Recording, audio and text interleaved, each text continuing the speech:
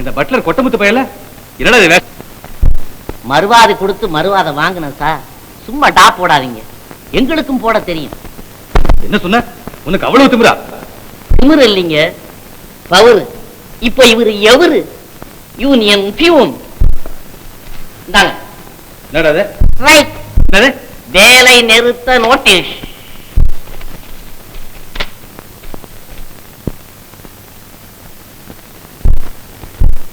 Strike செய்யறாங்களோ fools. நோட்டீஸை விசிறி அடிச்சா தகலாது தீராது சார். நோட்டை விசிறி அடிக்கணும். Good bye. அம்மா முடிக்கிட்டு போச்சு, அத்தனை பேருக்கு பழக்க போச்சு. உன் மகன் நோட்டீஸ் கொடுத்து போட்டான், முதலாளிக்கு நோட்டீஸ் கொடுத்து போட்டான். அவன் நியாயமா தான் நடப்பான். சரவணா, அவனை நான் பார்க்கணும். எப்படி பாக்குறது? அவர்தான் லீடர் ஆச்சே, அவர்தான் நம்ம பார்க்க முடியுமா? இல்ல நம்ம சொன்னாதான் அவர் கேட்பாரா? முதலாளி இப்ப எப்படி இருக்கா தெரியுமா? நெருப்பாட்டா இருக்கார். உங்க முதலாளி என்னைக்கு தான் வாழ்ந்தாரு? ஊரா முதல் சும்மா விடுமா? நெருப்பாத்தான் எரிக்கும். அவரை ஒண்ணு எரிக்காது பிள்ள. அவர் மில்ல இழுத்து பூட்டிட்டு சந்தோஷமா உட்கார்ந்துக்கிட்டாரு. அப்புறம் அத்தனை தொழிலாளி தான் கஷ்டப்பட போறான். டெப்பா என்னமோ அகிம்சைன்னு சொல்லிக்கிட்டு இருக்கிறான். ஆத்திரம் இந்த தொழிலாளிங்க அகிம்சையா பாப்பா? ஏதாவது தப்பு தண்டாவன் நடந்தாங்க அப்புறம் பட்டாளத்தை கூட்டியாந்து சுட்டு தள்ளிப்படுவார் முதலாளி. ஏண்டா சொல்றான்? நீங்க மில்ல நடத்தினதுக்கா? ராவா பகலா உழைச்சதுக்கா? இல்ல கூலிய மோசம் செய்யாதன்னு கேட்டதுக்கா? பத்தியா நீயும் அவன் மாதிரி தானே பேசுற? என் வயசுல பிறந்த பிள்ளைதானடா அவன். அவன் மாதிரிதான் நானும் பேசுவேன். உனக்கு குடும்ப கோசம் கண்ணை மறைக்குது. அவன் ஒரு நாளும் நியாயம் தவறி நடக்க மாட்டான். என்னம்மா நியாயத்தை கண்ட? நாளைக்கு போலீஸ்காரன் வந்து அவன் நெஞ்சில துப்பாக்கியால சுட்டான்னா சுடட்டும். அவன் நெஞ்சில மட்டும்தான், என் நெஞ்சிலே சுடட்டும். நீதானே இந்த பிள்ளைய பெத்தேன்னு கேட்டு என்ன சுடட்டும். அவன் எங்கடா இருக்கிறான்? மாணிக்கம். ஹலோ ஹலோ, யாரு? இன்ஸ்பெக்டர். ஏயா என்னையா பண்ணிட்டு இருக்கீங்க? எல்லாரும் தூங்கிட்டா இருக்குங்க. வெள்ளம் வந்து அப்புறம் அணை கட்ட முடியாதியா? முன்னாடியே எச்சரிக்கையா இருக்கணும். இந்த பாரு, காலையில 10 மணிக்கு ஸ்ட்ரைக் பண்ண போறாங்களா? பெரிய ஊர்வலம் ஆர்ப்பாட்டம் அது இதுங்கிறாங்க. என்ன நடக்குதுன்னு யாரையா கண்டா? நீங்க ஒண்ணும் ஒரி பண்ணிக்காதீங்க சார், எல்லாம் நான் பாத்துக்கிறேன். பந்தோபஸ்து எல்லாம் ரெடியா இருக்கு. இதுக்கு என்னையா பெரிய பந்தோபஸ்து? அவனை தூக்கி உள்ள போட்டு அவங்க கொட்டமெல்லாம் அடங்கி போகுது. எதை சொல்றீங்க? அதான் அந்த மாணிக்கம், அவங்க லீடர். அவனை பிடிச்சி நாளை ஒரு நாள் லாக்அப்ல வச்சுட்டா எல்லாம் பிசு போகாது. அது எப்படிங்க? சட்டம் இடம் கொடுக்காத. என்னையா பொல்லாத சட்டத்தை கண்டுட்ட? நாம் செய்யறதானயா சட்டம்? அது முடியாதுங்க, நம்மளுக்கு ஆர்டர்ஸ் இல்லைங்க. வர வர இந்த போலீஸே மோசமா போச்சு. Highly inefficient fellows.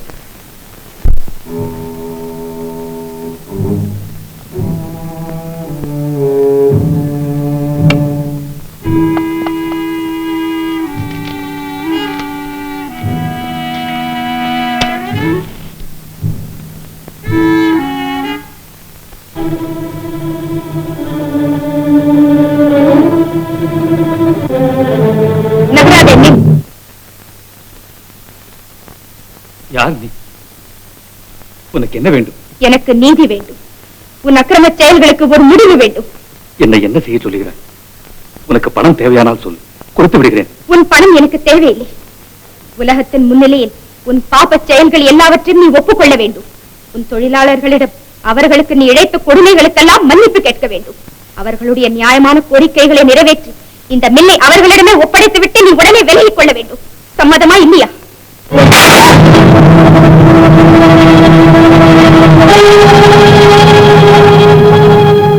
எனக்கா கட்டளை இடுகிறாய்?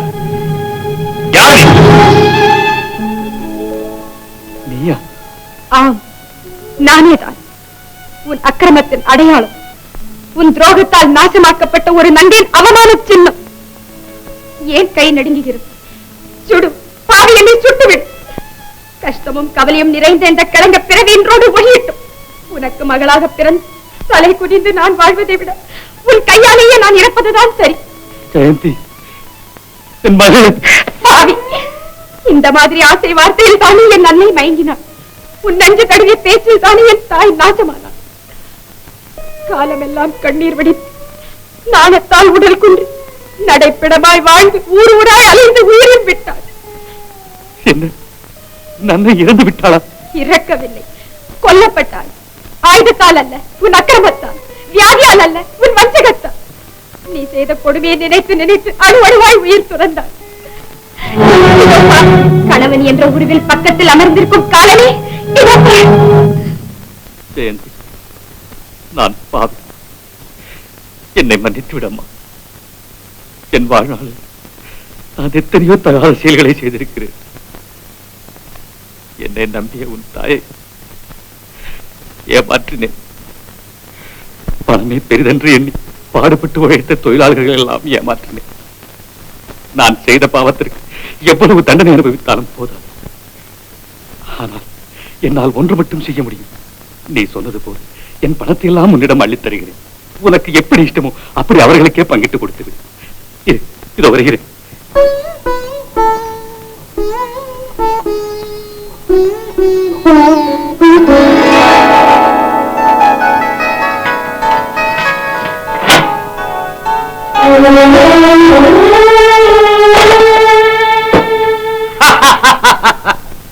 மோகனரங்கா, என்ன காரியம் செய்ய துணிந்தாய்? நீ ஒரு லட்சாதிபதி, கோடீஸ்வரன், நாட்டுக்கே பெரிய மனிதன். உன் மானம், மரியாதை எல்லாவற்றையும் ஒரு நொடியில் இழக்கப் போகிறாயா? ஏன் சிந்திக்கிறாய்? கேவலம் உணர்ச்சி வசப்பட்டு உன்னையே நீ அழித்துக் கொள்ளாது. இவள் தாய் ஒழிந்தாள். இனி இருப்பது இவள் ஒருத்திதான். இவளையும் உதறிவிடு, உதறிவிடு.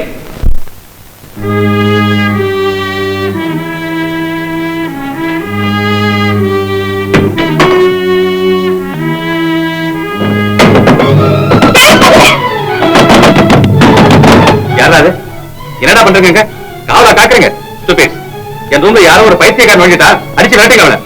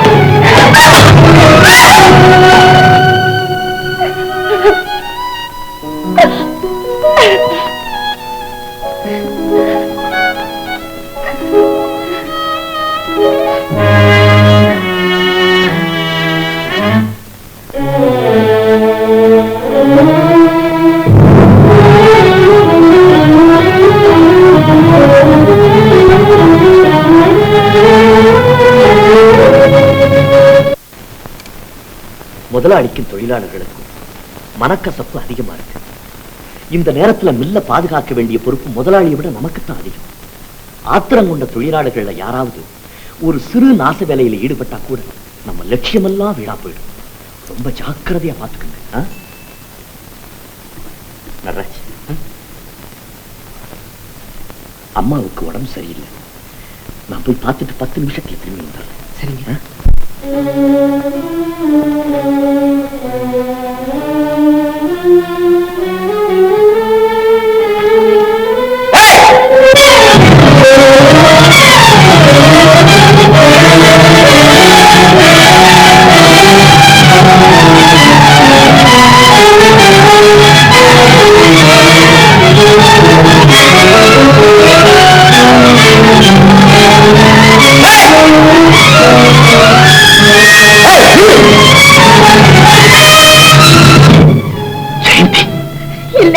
உங்கள் ஜெயந்தி இறந்து விட்டார். இப்போது உங்கள் முன் இருப்பது ஒரு பாவை பயிராக காத்திருக்கும் ஜெயந்தி. என்ன ஜெயந்தி, உனக்கு பைத்தியமா? ஆம், பைத்தியம் தான். உங்களுக்கு கொள்கை பைத்தியம், உங்கள் முதலாளிக்கு பண பைத்தியம், எனக்கு பழிவாங்கும் பைத்தியம். விடுங்கள் என்னை, என் வழியை மறிக்காதீர்கள். விடுங்கள் என்னை. உனக்கு மனசு சரியா இல்ல ஜெயந்தி, வா போகலாம். எங்கே போவது? நான் 10 மாதம் குடியிருந்த வீடு பற்றி எரித்து விட்டது. என்னை பெற்ற தகப்பனை என்னை அடித்து துரத்து விட்டார். ஜெயந்தி, இனி எனக்கு வீடு வாசல் உற்றார் உறவினர் யாரும் இல்லை. ஒரு பாவியம் தாயின் வாழ்வில் தீ வைத்தால் அவன் பிள்ளை குழந்தை பசுத்தி நான் பழிவாங்க போகிறேன். நான் பழிவாங்க போகிறேன்.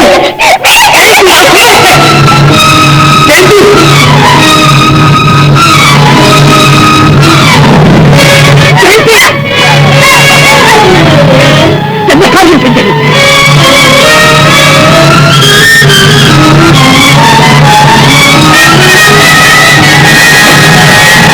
Oh!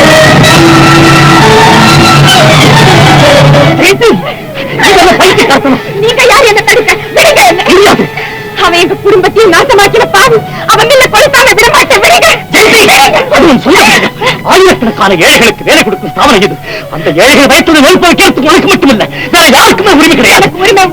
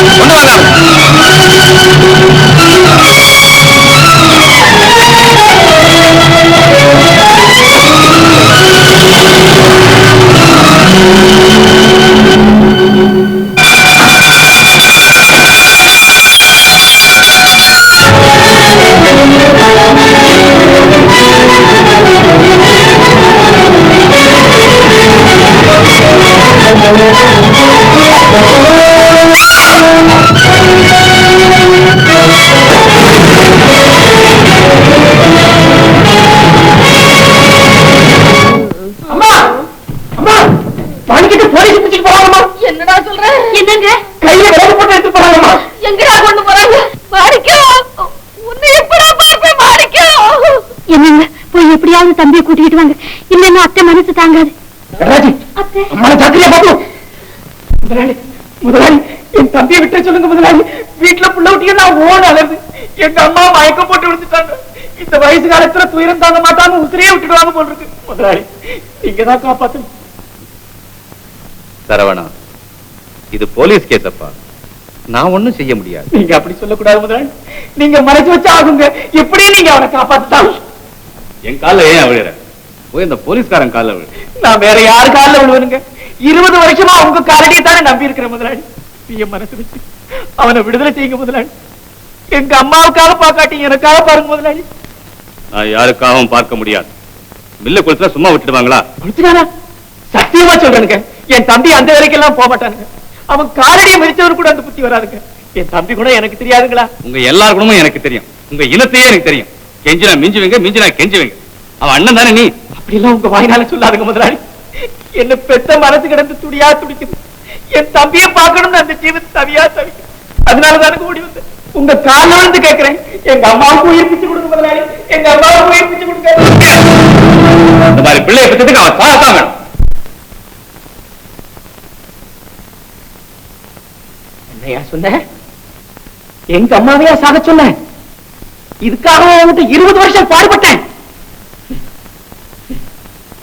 உன்னை என் தம்பி நன்றி கட்டவன் சொன்னது சரியாத்தான் போச்சு.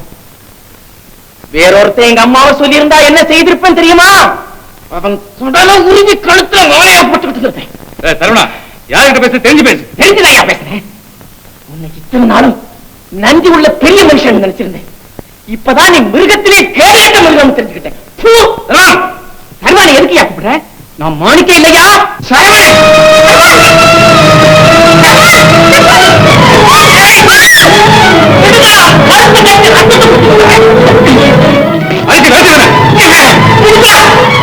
ஞாபகம் வச்சுக்கியா? உன்னை போல ஊரை ஏமாற்றவங்களுக்கு முடிவு ஞாபகம் வச்சுக்கோ.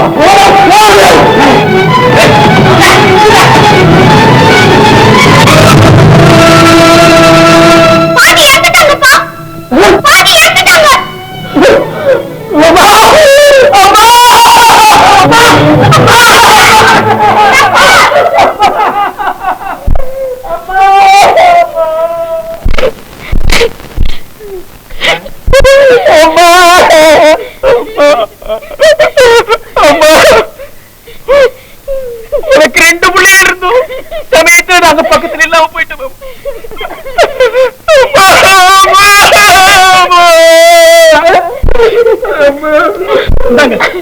ஆனா நீங்க என்ன செய்யறது? இது மாதிரி நேரத்துல நீங்க தான் தைரியமா இருக்கணும். அம்மா, லட்சுமிக்கு கல்யாணம் பண்ணி கண்ணால பாக்கணும்னு எவ்வளவோ ஆசைப்பட்டேன். அம்மா,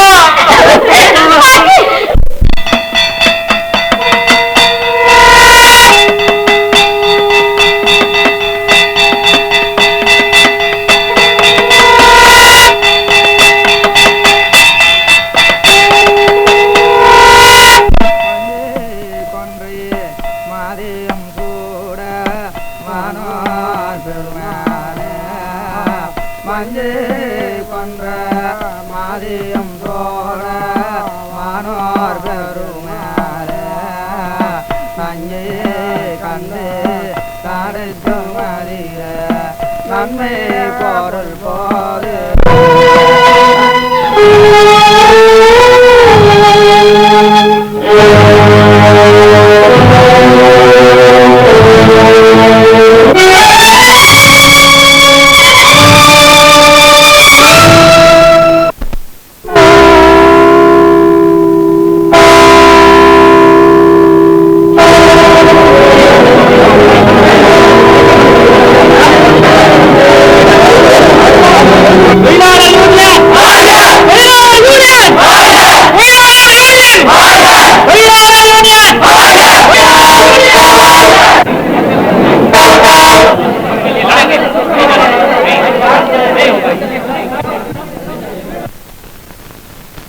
பாத்தீங்களாயா, உங்க லீடர் உங்களை என்ன நிலைமை கொண்டு வந்து விட்டான்னு நீங்களே பாருங்க. உங்களை எல்லாம் தெருவில் நிறுத்திட்டு அவன் பாட்டு போய் ஜெயில உட்கார்ந்துக்கிட்டான்.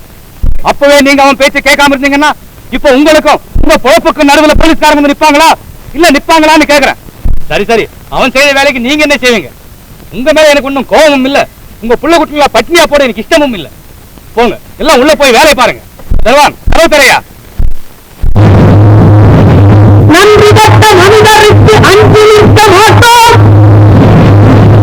நாவினிக்க பொய் உரைக்கும் பேரை நம்ப மாட்டோம் என்று கூறுவோமட, ஒன்று சேருவோமட, வீறு கொண்டு செய்த போல் முன்னேறுவோமட.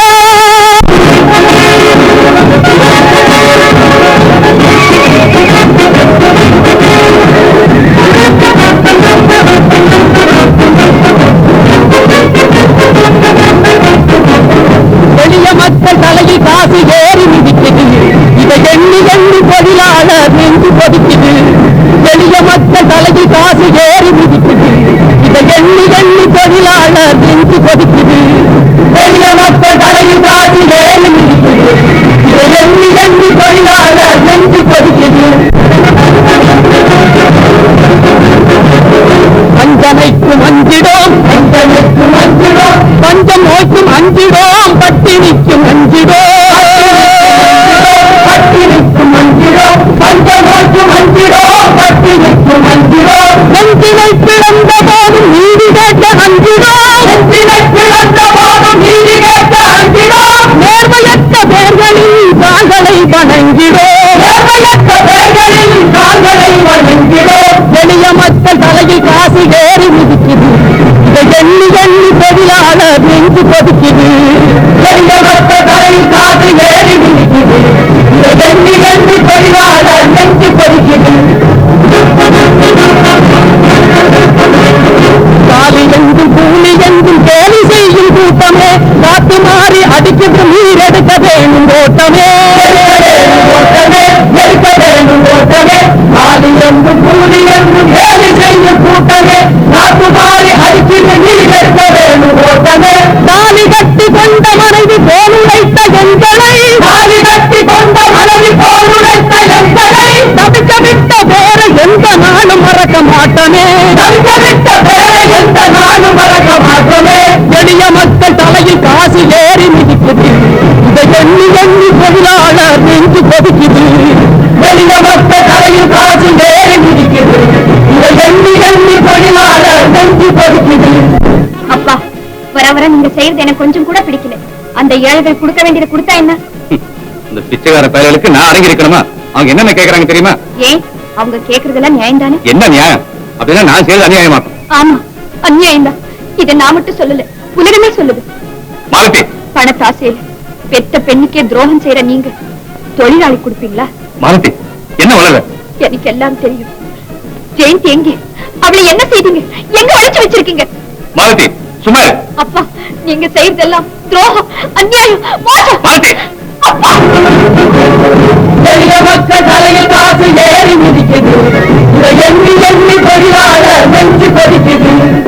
எளிய மக்கள் தலையில் காசு ஏறி மிதிக்குது, இதை எண்ணி எண்ணி தொழிலாளர் நெஞ்சு கொதிக்குது.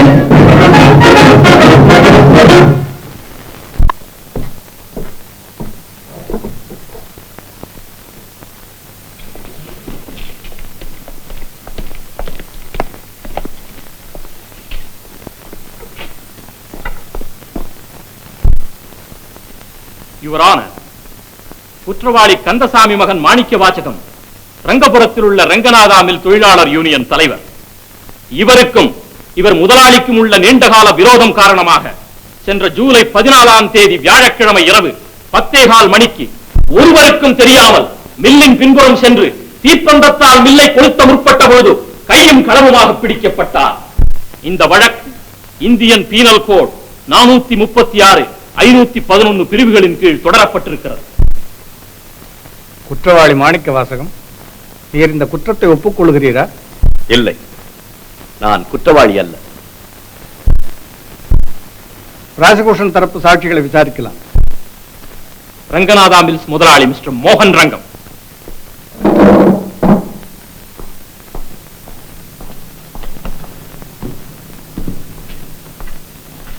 கடவுள் சாட்சியாக, கடவுள் சாட்சியாக நான் சொல்வது அவ்வளவும் உண்மை. நான் சொல்வது அவ்வளவும் உண்மை. உண்மையை தவிர வேறொன்றும் இல்லை. உண்மையை தவிர வேறொன்றும் இல்லை. மிஸ்டர் மோகன் ரங்கம், ரங்கநாதா மில் சொந்தக்காரர் தாங்கள் தானே? ஆம், நானே தான். குற்றவாளியை உங்களுக்கு தெரியும் அல்லவா? நன்றாக தெரியும். அவர் என் மில்லில் ஒரு மெக்கானிக். அங்குள்ள வேலைக்காரர்களை தூண்டிவிட்டு என் மில்லுக்கே பெரிய இடையூறு செய்பவர் அவர்தான். மில்லுக்கு அவர் தீ வைத்த பொழுது தாங்கள் பார்த்ததுண்டா? ஆம், பார்த்தேன். தேங்க்யூ. ஆமாங்க, என் கண்ணால கண்டனுங்க. மாணிக்க கையில ஒரு பந்தத்தை வச்சுக்கிட்டு கொளுத்தினாருங்க. குற்றவாளியை நான் கைது செய்த போது அவர் கையில் இருந்த தீப்பந்தம் இதுதான். இதை நான் கைப்பற்றினேன். நீர் அதை கைப்பற்றிய போது பந்தம் எரிந்து கொண்டிருந்ததா? ஆம், எரிந்து கொண்டிருந்தது. இரவு எத்தனை மணிக்கு குற்றவாளியை கைது செய்தீர்கள்? 10:15 மணிக்கு. மிஸ்டர் நடராஜன், அன்றிரவு மாணிக்க வாசகம் உங்களை விட்டு பிரிந்து போகும் பொழுது மணி என்ன? 10 மணி. என் தாயாருக்கு உடல் நலம் சரியில்லை, நான் வீட்டுக்கு போய் அவர்களை பார்த்து விட்டு வருகிறேன் என்று தானே சொல்லிவிட்டு போனார். ஆமாங்க. குற்றவாளி மாணிக்க வாசகத்தின் அண்ணன் தானே நீர்? ஆமாங்க. 14ஆம் தேதி வியாழக்கிழமை இரவு 10 மணிக்கு மேல் அவர் உங்கள் வீட்டிற்கு வந்தாரா? வரலீங்க. தேங்க்யூ. நவ் யுவர் ஆனர், தங்கள் அனுமதியின் பேரில் குற்றவாளியை ஒரு கேள்வி கேட்க விரும்புகிறேன். மிஸ்டர் மாணிக்க வாசகம், உமக்கு வேண்டியவர்களின் சாட்சியமே உங்களுடைய குற்றத்தை சந்தேகமர நிரூபித்து விட்டது. 14ஆம் தேதி இரவு 10 மணிக்கு நீர் நடராஜனிடம் உடம்பு சரியில்லை, நான் போய் பார்த்துவிட்டு 10 நிமிஷங்களில் திரும்பி விடுகிறேன் என்று சொல்லிவிட்டு போனீர். ஆனால் நீங்கள் வீட்டிற்கு போகவே இல்லை. அதற்கு பதிலாக யாருக்கும் தெரியாமல் 10:15 மணிக்கு மில்லின் பின்புறம் சென்று தீ வைத்திருக்கிறீர் என்பதை இந்த சாட்சியங்கள் சந்தேகமர விளக்குகின்றன. இப்பொழுதாவது உங்களுடைய குற்றத்தை ஒப்புக்கொள்கிறீரா? நான் ஒப்புக்கொள்ளவில்லை. ஏன் இல்லை? ஏனென்றால் அந்த குற்றத்தை நான் செய்யவில்லை. நீர் பொய் சொல்லுகிறேன். யுவரான, இதை நான் பலமாக ஆட்சேபிக்கிறேன். மில் என்பது பலருக்கு வேலை கொடுக்கும் ஒரு ஸ்தாபனம். அதைக் கொண்டுதான் ஆயிரக்கணக்கான ஏழை குடும்பங்கள் பிழைக்கின்றன. தனக்கு பாலூட்டி வளர்க்கும் தாயின் மார்பிலே எந்த பிள்ளையாவது ஈட்டியை பாய்ச்சுமா? அந்த அன்னையின் வயிற்றிலே நான் தீ வைக்க முயன்றேன் என்று பழி சாற்றுவதே அபாண்டம். மிஸ்டர் மாணிக்கம், உம்மை கைது செய்த போது உமது கையில் பந்தம் இருந்ததை நீர் ஒப்புக்கொள்கிறீர்கள் அல்லவா? உண்மைதான். அப்படியானால் அந்த பந்தம் உமது கையில் எப்படி வந்தது?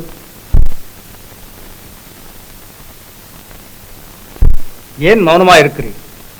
இதை விளக்க தவறினால் நீர்தான் குற்றவாளியாக கருதப்படுவீர் என்பது உமக்கு புரிகிறதா? தீ வைப்பது பெரும் குற்றம். அதற்கு 7 அல்லது 10 வருடங்கள் தண்டனை கிடைக்கலாம். மறுமுறையும் கேட்கிறேன், என்ன நடந்தது? எதை மறைக்கிறீர்?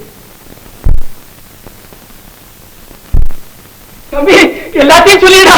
எல்லாத்தையும் மறைக்காம சொல்லிட மாணிக்கம். எதுக்காக வேணா ஜெயிலுக்கு போகணும்? Order, order. தம்பி, உன் காலம் பிடிச்சு கேட்கிறேன்டா. ஐயா எல்லாத்தையும் சொல்லிட. ஐயா, என் தம்பி நிலவராதீங்க. அவன் ஒரு குத்தம் செய்யவே மாட்டாருங்க. மாணிக்கம், எல்லாத்தையும் சொல்லிடுடா. மாணிக்கம், சொல்லு தம்பி, சொல்லிடு. அவங்க கேட்க கேட்க ஏன் பேசாம இருக்கிற? சொல்லிடு தம்பி. தம்பிய தண்டிச்சு விடுவாங்களேன்னு உங்க அண்ணன் தவியா தவிக்கிறாரு. வீட்டுல லட்சுமியும் பாபுவும் அழுதுகிட்டே இருக்காங்க. எங்களை எல்லாம் மோசம் செஞ்சிடாத மாணிக்கம், சொல்லிடு. உன் கால கேட்டு அடி, எங்க அம்மா கூட இறந்து போயிட்டாங்க. எனக்கு நீங்க பண்ணி மட்டும் இல்லை, அம்மாவும் நீங்க தான். நான் உங்களை ஒண்ணு கேட்கிறேன், தயவு செஞ்சு பதில் சொல்லுங்க. ஒரு பெண்ணுக்கு மானத்தை விட பெருசு இந்த உலகத்துல வேற என்ன இருக்கு? ஒண்ணுமில்ல தம்பி. அப்படி இருக்கப்ப என்னை நம்பிய ஒரு பெண் ஒரு பாவம் அறியாதவள்.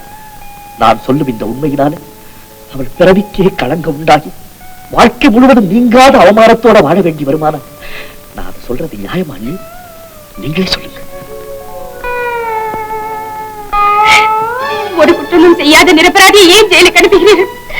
நெருப்பு வைத்தவள் நான். என்னை எது வேண்டுமானாலும் செய்யுங்கள், அவரை விட்டுவிடுங்க. வீணாக பிடிவாதம் பிடிக்காது. என் பேச்சை கேள். உனக்கு எவ்வளவு பணம் வேண்டுமானாலும் தருகிறேன். இந்த இந்தியா விட்டு எங்கேயாவது அயல் நாட்டுக்கு போய்விடு. அப்படி செய்தால் உண்மையை சொல்ல யாருமே இருக்க மாட்டார்கள். மாணிக்கத்தை இஷ்டம் போல் ஜெயிலுக்கு அனுப்பிவிடலாம் என்ற எண்ணமா? என் உயிர் போனாலும் சரி, நான் இந்த இடத்தை விட்டு ஒரு காலம் நகர மாட்டேன். அப்படியா? கலைங்க.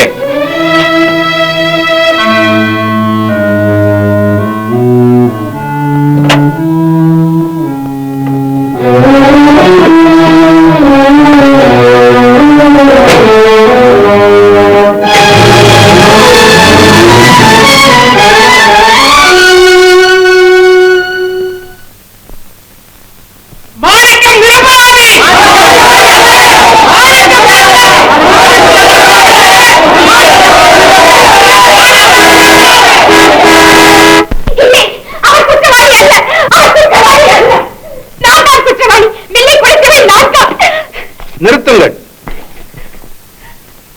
அந்த பெண் சொல்ல வேண்டியது சொல்லட்டும். யாரம்மா நீ? அதோ பெரிய மனிதரை போல் உட்கார்ந்திருக்கிறாரே, மில் முதலாளி. அவருடைய மகள் தான். போய். இவள் சொல்வது அத்தனையும் போய்.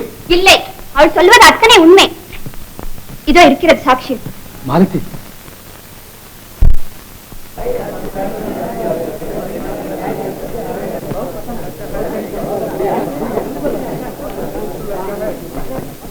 இந்த வழக்கில் கோர்ட்டார் முன் ஆஜர் செய்யப்பட்ட புதிய சாட்சிகளின் மூலம் குற்றவாளி மாணிக்க வாசகம் நிரபராதி என்பது விளக்கமாக நிரூபிக்கப்பட்டு விட்டது. ஆதலால் நாம் அவரை குற்றவாளி அல்ல என்று தீர்மானித்து விடுதலை செய்கிறோம்.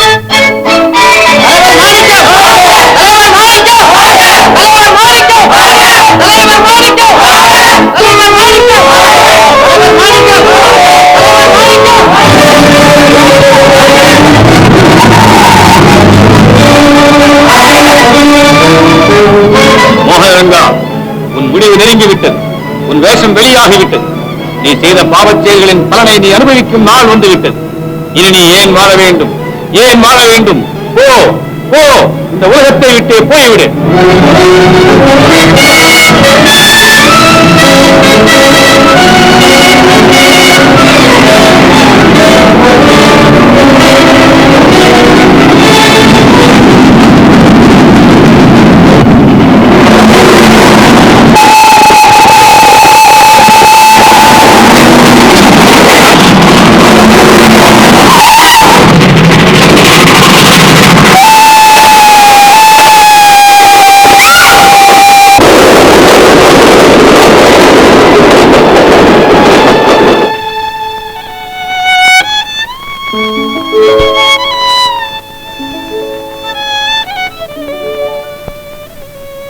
மாணிக்கம், என்னை ஏன் காப்பாற்று? நான் இறப்பதுதான் இல்லை. என்னை போன்ற பாவிகள் உயிரோடு இருப்பது இந்த சமூகத்திற்கு கெடுது. முதலாளி, அப்படி சொல்லாதீர்கள். மனித பிறவி கிடைப்பதற்கரிய பிறவி. அதை அடைந்த எந்த மனிதனும் தன்னை அழித்துக் கொள்ள வேண்டிய அவசியமில்லை. தன்னிடமுள்ள அகந்தை, பிறரை மதியாமை, சுயநலம் முதலிய தீய குணங்களை அழித்து விட்டால் போதும். இன்று மனிதனிடையே உள்ள பணக்காரர், ஏழை, முதலாளி, தொழிலாளி, பெரிய மனிதன், சின்ன மனிதன் என்னும் பாகுபாடுகள் எல்லாம் நீங்கி மனிதர் யாவரும் சரிநிகர் சமம் என்ற நிலை வர வேண்டும் என்பதுதான் எனது ஆசை. முதலாளி,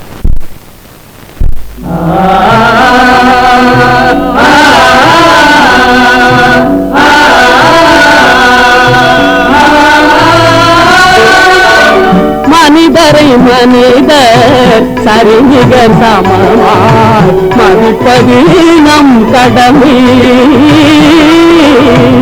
மனிதரை மனிதர் சரிநிகர் சமமாய் மதிப்பது நம் கடமை. வள்ளுவ பெருமான் சொல்லிய பழிவு வாழ்வது அறிவுடைமை. வள்ளுவ பெருமான் சொல்லிய பழிவு வாழ்வது அறிவுடைமை.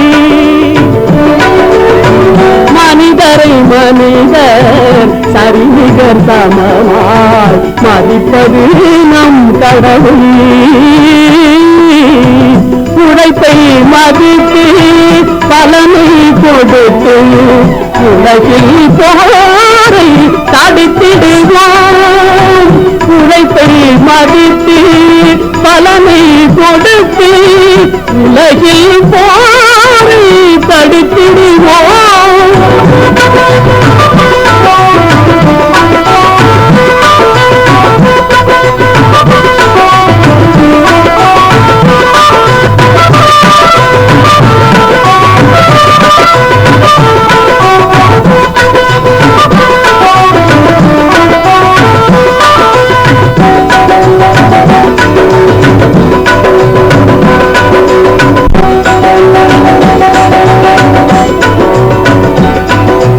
அண்ணன் தம்பியாய் அனைவரும் வாழ்ந்து அருவிளக்கே